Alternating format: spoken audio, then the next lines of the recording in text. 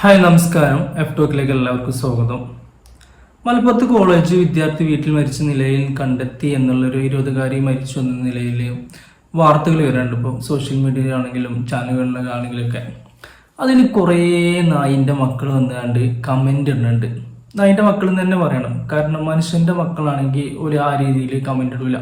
അതിൽ മധു APKT പറഞ്ഞ ചെങ്ങായി കമൻ്റ് ഇട്ടുകൾ എന്തായാലും ഒരു ജുഹാദി പ്രൊഡക്റ്റ് ഫാക്ടറി ഹുദ ഹവ അത് മദീൻ.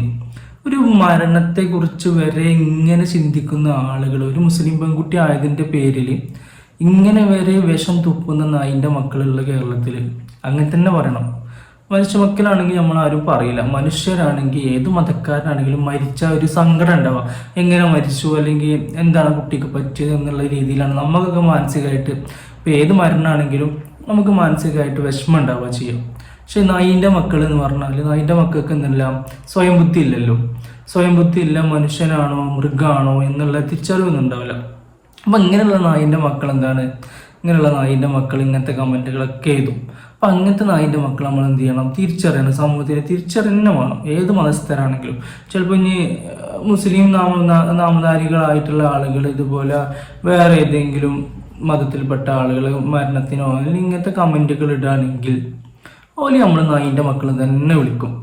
കാരണം മനുഷ്യരാണെങ്കിലുള്ളല്ലോ തിരിച്ചറിവുണ്ടാവുക. അപ്പോൾ എനിക്ക് പറയാനുള്ളത്, ഇങ്ങനെയുള്ള നായിൻ്റെ മക്കൾ നമ്മൾ എന്ത് ചെയ്യുക, തിരിച്ചറിയണം, സമൂഹത്തിൽ നിന്ന് ഒറ്റപ്പെടുത്തണം.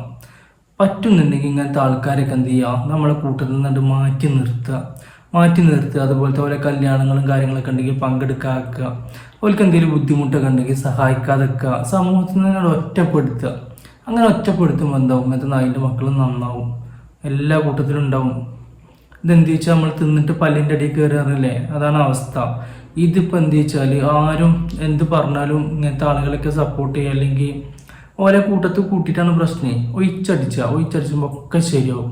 ഇങ്ങനത്തെ നായിൻ്റെ മക്കൾ നമ്മളെ കേരളത്തിൽ വേണ്ട. അപ്പോൾ വെറുതെ കണ്ടപ്പോൾ സങ്കടം തോന്നി, അതുകൊണ്ട് ഇട്ടതാട്ടോ. Thank you.